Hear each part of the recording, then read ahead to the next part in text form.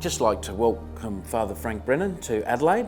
You're meeting on the traditional lands of the Kaurna people and to respect our elders, both past, present and emerging.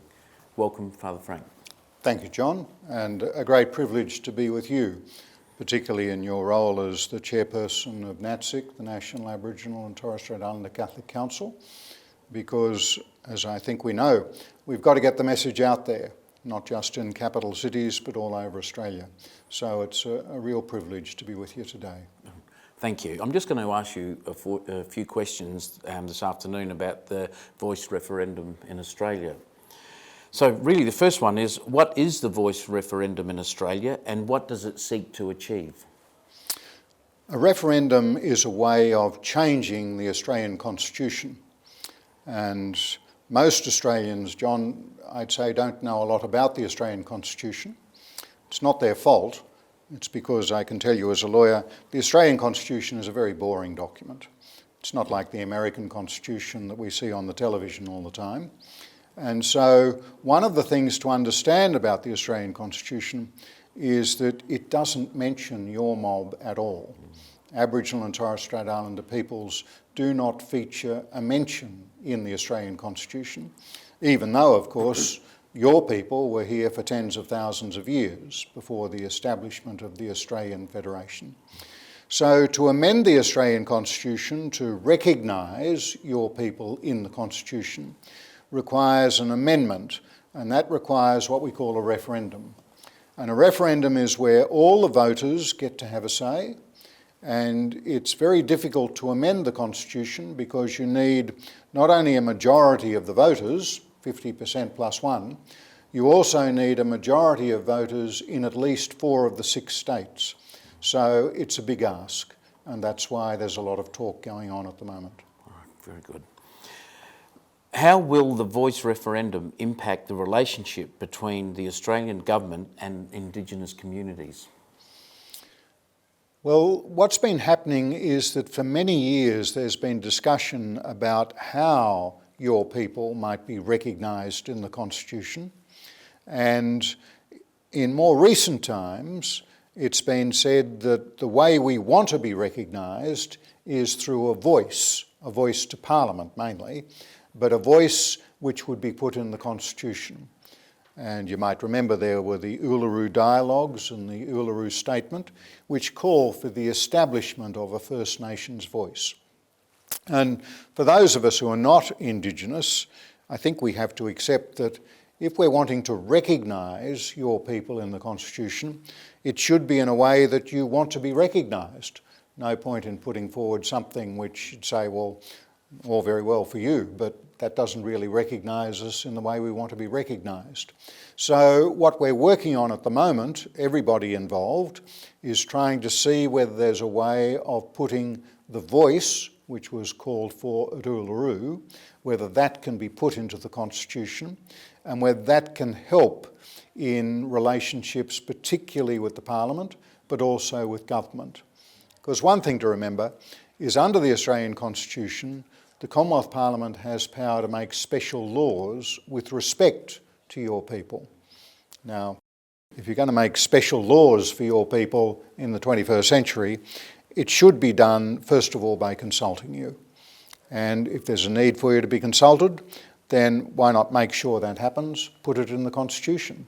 And hopefully, if that's in the Constitution, that can lead to a better relationship between Aboriginal and Torres Strait Islander peoples and the Parliament and the government of the country.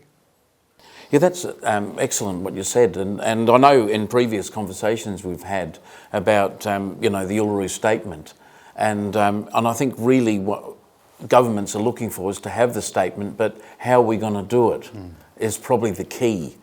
And I'm thinking having the voice will probably help us in that area. And as you've often emphasised to me, John, that if you're going to have a national voice that's, really develops any traction, then it's got to be very attentive to the local voices and the regional voices. Because the question always with your people is, well, who speaks for country? Yes. And unless you're listening to the people who speak for country, then it doesn't matter what a voice in Canberra is saying, it'll start to ring pretty hollow. Yes, and we're hoping that does come from the grassroots people and people on the front line. What is the history behind the Voice referendum and how did it come about? Well, how long is a piece of string? I mean, how far do you want to go back? My favourite starting point on this, John, is not just because I'm a great fan of Lochowiak O'Donoghue, and not just because she's from Adelaide or from South Australia, but back in 1993, Lochowiak was on the Republican Advisory Committee that Paul Keating set up, and which was chaired by Malcolm Turnbull. And Lochowiak proposed to the Republican Advisory Committee, and they accepted the idea that there should be a preamble, as we call it, put in the Constitution. That there should be words at the beginning of the Constitution which acknowledge the history of your people, acknowledged what your present aspirations were, and acknowledge something about the future place of Indigenous Australians in the Australian nation. So from about 1993 till about 2007, when even John Howard, who was a Conservative Prime Minister, said if he were re-elected that he would put a preamble in the Constitution. So that was the discussion really, if you like, the discussion starter. What do we want in terms of a preamble in the Constitution? Well, then came Kevin Rudd with the apology to the stolen generations, of course. And then when he was replaced by Julia Gillard, she set up what was called an expert panel. And it had some of the key Indigenous leaders of the country as well as others on it, but, you know, really respected people like Patrick Dodson and Noel Pearson, the lawyer from Cape York. And they made some recommendations to put in the Constitution, but their recommendations didn't really fly. So then everyone went back to basics again. And Julia Gillard and Tony Abbott, as Leader of the Opposition, they agreed on an Act of Parliament called the Recognition Act, where they put in some words that they agreed on that, I mean, eventually might be put in the Constitution. But then, when Malcolm Turnbull became Prime Minister, a referendum council had been set up, and he agreed that the referendum council could run a series of Indigenous dialogues which culminated in Uluru. And it was the Uluru Statement from the heart that said we want a First Nations voice in the Constitution. So since then, that's been the agenda. Because, as I say, John, if that's what your people are asking for, that's got to be the starting point, not what everyone was talking about previously, even if it was someone like Lochowiak O'Donoghue. And we're hoping from that, you know, the gap will start to close. And some of the issues and looking at history and more recent history, helping us understand some of the behaviours and issues that we're confronted with today. Who are the main supporters of the Voice referendum and what are their arguments in support of it? Well, as you would know, in the Indigenous community there are some very strong supporters, particularly those who were involved with the Uluru Dialogues. So Pat Anderson and Megan Davis and Noel Pearson would be the leaders of those architects, and they're strongly supported by Aboriginal people in the government, such as Patrick Dodson, who's the special envoy for the government on this issue, and Linda Burney, the minister, and Malandiri McCarthy, the assistant minister. I mean, John, it's one of the good things about Australia today that, you know, it's only 10 or 20 years ago, it was unimaginable there'd be an Aboriginal in Parliament, let alone that they'd be the minister. Well, here we are, the minister, the assistant minister, the envoy, they are all Aboriginal Australians, and they're all strongly in favour of the Voice. Who are the main opponents of the Voice referendum and what are their arguments against it? Well, some of those opposed, of course, we might say on the political spectrum, they'd be, you know, way out on the left, someone like Lydia Thorpe, for example. And their argument is about saying, well, we're not so much interested in a voice to Parliament or to government. We want separate sovereignty, we want treaty, that sort of thing. But then you've got others on the other end of the political spectrum respected Indigenous leaders like Warren Mundine or Jacinta Price from Alice Springs, who are saying, look, what we want proof that whatever's being put forward would really help people in their local situations. We want something which will help with employment, with training, with health, with education, and we think the Voice is just a repeat of an NATSICC or a Congress of Australia's First Peoples, some sort of thing that looks good in Canberra but doesn't really develop on the ground.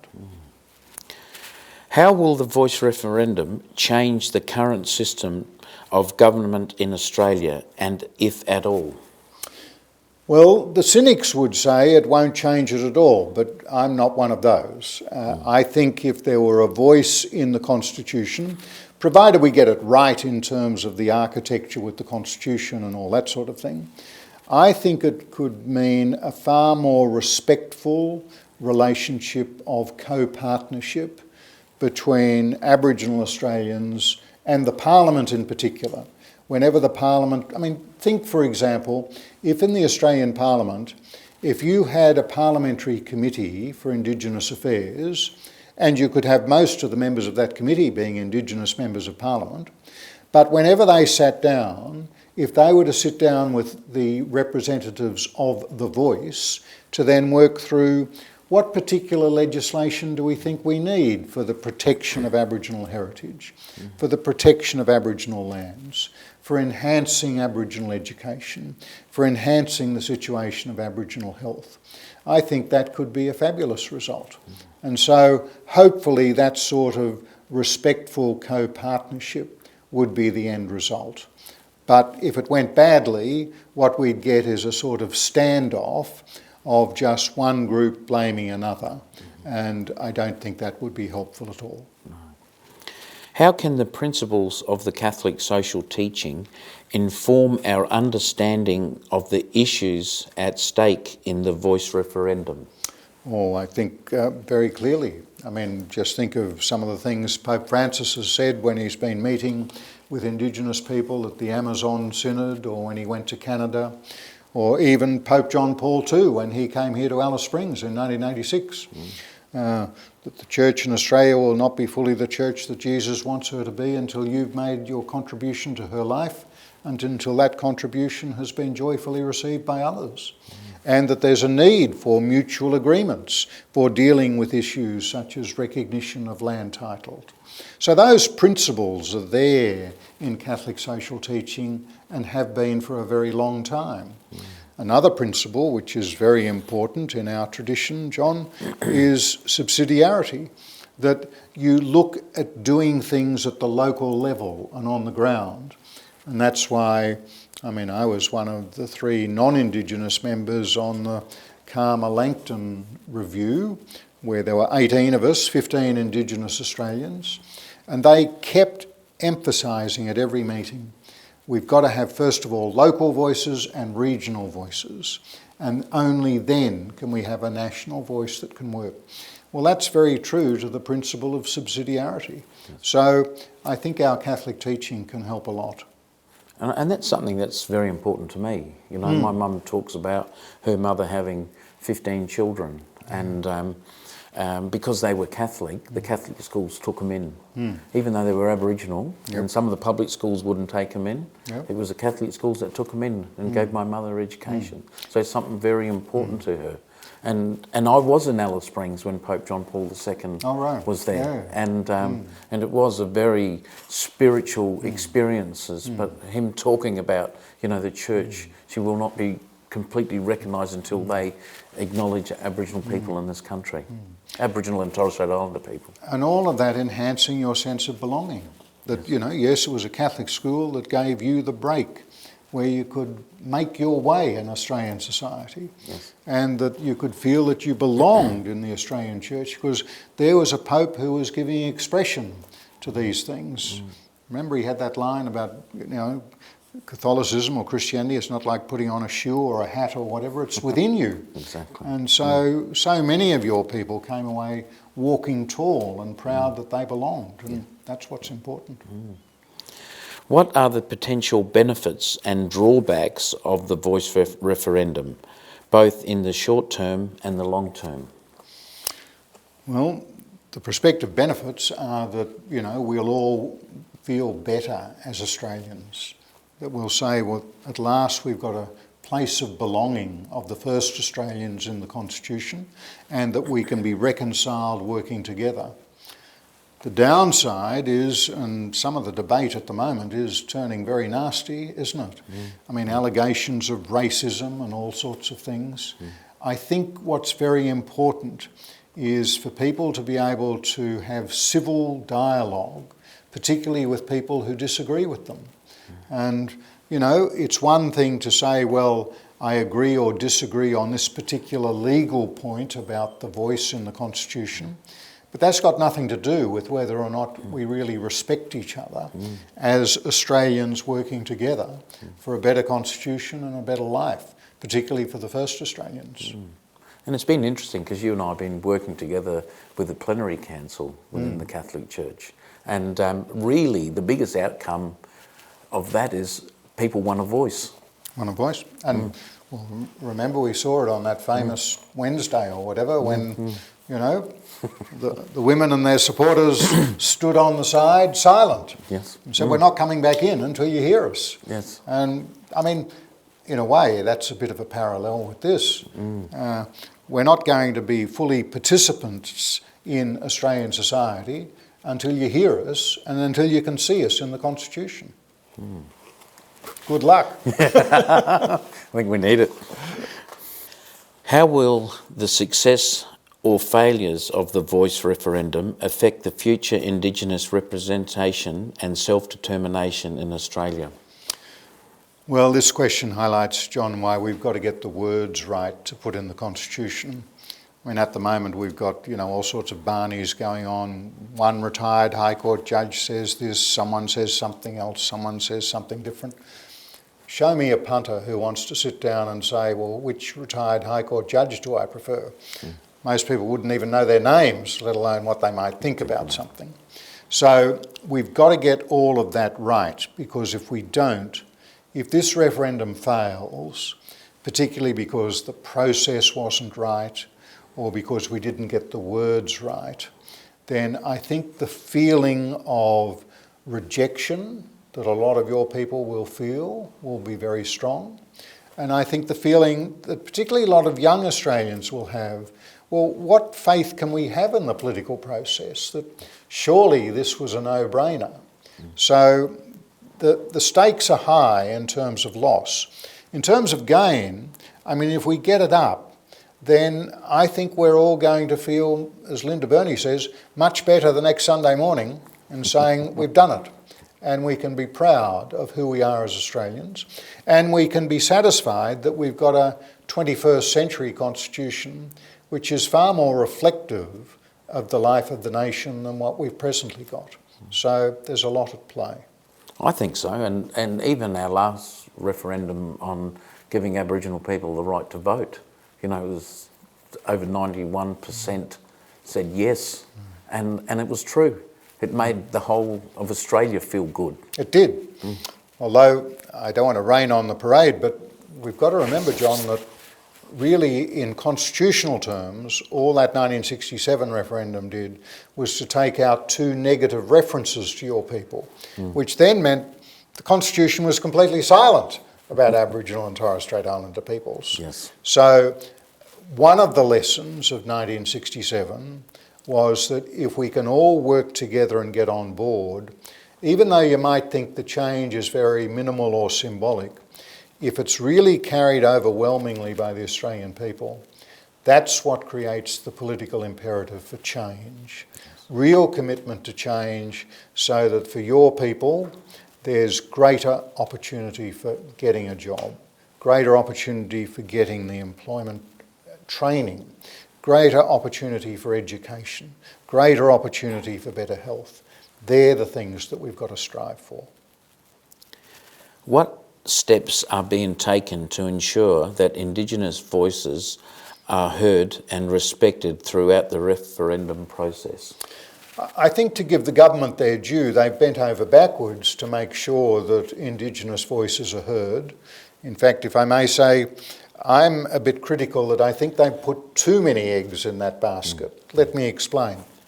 So what we've had since Garma is that there's been a referendum working group of 21 members, and that's all Indigenous.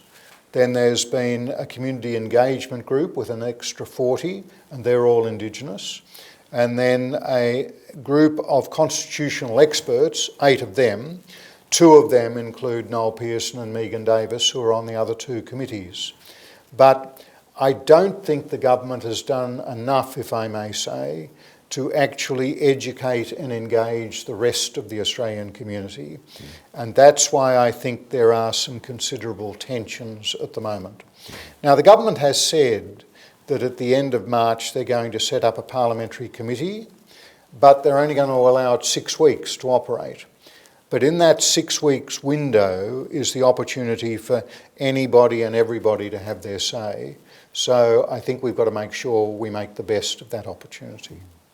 And what can we learn from other countries that have had a referendum, and what are the implications for Australia? Not so much other countries that have had referendums, but there are other countries who have got some form of constitutional framework for the involvement of Indigenous peoples. So we see that, for example, in the United States or Canada or New Zealand. And I think with those sorts of precedents, we see that even though people don't sit around reading the Canadian Charter of Rights every day, they know that that constitutional hook, as Noel Pearson once described it, provides a hook where you can hang other things on it, where you can get a better working relationship between the First Peoples and the representatives of the nation state. How will the voice and assist people living in challenging circumstances where everyday needs are most important priority? Look, this is the ultimate test. And this is why, people are saying we want detail. We want to know how this will help our mob. Yes. And my own view is that one of the things that's been missing since NATSICC went down the gurgler is that for 10 years or so there was that Congress of Australia's First Peoples, but it never really developed a lot of traction. In part because, as they said, they didn't want to be like NATSICC, they didn't want to be responsible for delivering services or making decisions about allocation of resources. And as I say, imagine yourself, you're a member of Congress, you fly out to a remote Aboriginal community, you introduce yourself to the local leaders, you say, look, I'm from the Congress. Oh, good, can you help us with services? No, we don't do services. Oh, well, maybe you can help us with resource allocation. No, we don't do resource allocation. Well, what do you do? Oh, we do advocacy. Well, look, I'm sorry, we're very busy here in our community, just delivering the services, getting the resources we need. Hope you had a nice visit and enjoy your flight back to Canberra. Yes. Now, it's that we've got to move past for people to be able to see that if there's a voice in Canberra which really is plugged into their local needs, that they can, if you like, give a direct line to the decision makers so that the services can be better delivered and so more resources can be made available. That's the hope. That's the prayer. Yeah, well, that's what we hope. We hope that, lots of things haven't worked in the past. The fact is a lot of our people on communities know what the issues are and know how to fix them. Of course they do. And that's what we're hoping comes from the voice. They not only know, but they also speak the country. Yes. And therefore, they're the ones who have to be listened to. And that connection to country and part of that healing process and then in turn the importance of education and the wider community being aware of our connection to country, of caring and sharing and live in harmony with the country. John, obviously with an issue like this, there'll be disagreement, not only in the Australian community generally, but in the Aboriginal community. Some who are strongly for a voice, some who are strongly against it, and for very different reasons. We never expect in a human community everyone to agree about anything in particular. And so what I think is important, like for me as a non-Indigenous Australian, I want to be attentive to those Aboriginal voices urging yes. I want to be attentive to those Aboriginal voices urging no. And then I want to weigh up those arguments, and in the light of those arguments, I then want to make a decision in good conscience as to how I will vote. For me, there'll also be other arguments which may be put by other people, but the most important arguments I will listen to are Aboriginal voices, both those who are yes and those who are no. Because, as I say, John, on this issue, it's like any issue. I divide the Australian population into three groups. There are those who will vote yes, whatever's being put forward. You know, it's like having a blindfold on, and yep, I'll just say yes, whatever the government tells me. There'll be those who will vote no, no matter what is put forward. And you're not going to change their mind. But in the middle is a group of Australians who say, well, look, yeah, I'd like to do the right thing by Aboriginal Australians. Whether or not I think this is the right thing, I've got to weigh all this up and I've got to make a decision. I might vote yes, I might vote no. And I think they're the people we should be focused on, particularly in this sort of discussion. The yes voters, they'll vote yes. The no voters will vote no. But those in the middle, they're the ones who will decide this. Yeah. So make no mistake. Let's engage with them and presume their good faith. Don't engage in name calling. Doesn't help anyone. I find in the Aboriginal community, majority of the Aboriginal people I meet with will vote yes. There are some that will vote no, and there's some who've had bad experience with previous government policies and laws and rules, and they're a little bit on the negative side and say they're not going to vote at all. So it is interesting, but it is the wider community in that middle group, and that's where we're hoping they'll jump on board. I mean, I'm from an Irish heritage originally, and I've heard of Irish people, their attitude to government often is, well, you know, I wouldn't give them anything they're asking for, you wouldn't trust them, so, you know, if you don't know, vote no. Now, you can have all the arguments you like with that sort of Irishman, you're not going to move him very far. So these attitudes, they're in all communities. The one message I'd have for those watching this video who are Catholics, who are wanting to make a good decision, is, first of all, be attentive to Aboriginal voices, particularly those who are friends of yours. And if you don't have any Aboriginal friends, about time you got out there and made some. But be attentive first to their voices. Then second, put yourself in their shoes and say, well, if this was being put forward for my mob, how would I vote? What would I want? And then get out there and vote and make sure your neighbour does too. Being Catholic is very important to me, and we've had a lot of support from the Catholic Church over the years, and I just believe that Catholics will get behind and support us, and my mum being very Catholic will expect that.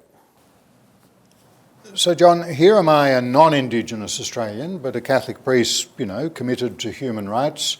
I'll be spending quite a bit of time in the coming months getting around and, you know, meeting with all sorts of Catholic groups in particular. What would you ask of me? I mean, what do you think I should be doing? What should I be saying? And more importantly, what should I be not saying? And where should I keep my nose out? I think what's important for me of your input is you've been involved in the Aboriginal community for many years, and that knowledge and the importance of communication. And I think one of the big things that you've learnt over the years is that we're not that different to you anyway. And from that communication, we actually see that we've got more in common than differences. And I think really addressing a lot of the issues that we're confronted with in the community, the whole community can benefit from this vote. And I think that that you sharing knowledge about Aboriginal and Torres Strait Islander people, especially to that middle group, will really benefit from that. And what about your fellow committee members? Because, I mean, I often find with people who are involved with organisations like NATSICC. I mean, they've got their family concerns, they're wanting to be involved and get the local parish more involved, but they're not really into all of this politics and law stuff. What would be their greatest desire from someone like myself as a Catholic priest? I believe it's so important from your experience and understanding and to know some of the issues we're confronted with.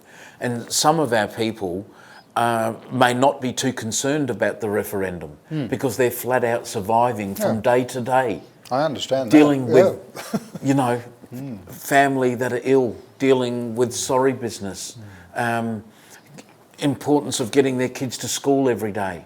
That's what's really important to them. But I think sharing that knowledge, and from my council members, which are very resourceful people and very supportive, just being real people and dealing with everyday community issues incorporated with the vote is so important. Now, John, I've actually written a little book about it called An Indigenous Voice to Parliament, Considering a Constitutional Bridge. And I've inscribed this. I'd like you to give it to your mum. Thank you. Because your mother, Mabel, has been a great warrior for her people over many decades. And I know she hasn't been well of late, so I very happily inscribed that for her. Thank you very much, Fr Frank, and she will honour this, and she's in respite care at the moment, and I think that'll really lift her spirit. Great, thank you. Thank you. And I dedicated it to my own father, who died last year, and he of course wrote the main Mabo judgment, and as I said in the dedication, he was one who cared passionately about the entitlements of your people, but also thought very carefully about them. And I think that's what we need, both the passion and very careful thought to make sure we get this right. Because if we get it wrong, it's going to cost us all dearly. And this is a precious opportunity for the future of the country. I've recently taken up employment with RAW, which is recruiting Aboriginal workers. So we want to see real things come out of this voice referendum, giving people jobs, getting our students at school, keeping them at school, breaking the welfare dependency, real things within the community. And that's great. And this is the thing, John. It's not an either or, you know, raw or the voice. It's raw with the voice. We can walk and chew gum at the same time. We can be there in the local community, creating those work opportunities, feeding our experience through the voice, making sure it gets to Parliament, so then better policies are set in place so as to enhance the prospects of local employment and local training. So, you know, it's a circle which should generate life. Excellent. I'd like to thank you, Fr Frank. I know you've been a long-time supporter of Aboriginal and Torres Strait Islander in Australia. You've been a hero to me, a supporter and a mentor to me. Thank you. Thank you, John, and a real privilege to be with you. And here's hoping we can get to yes. Yes.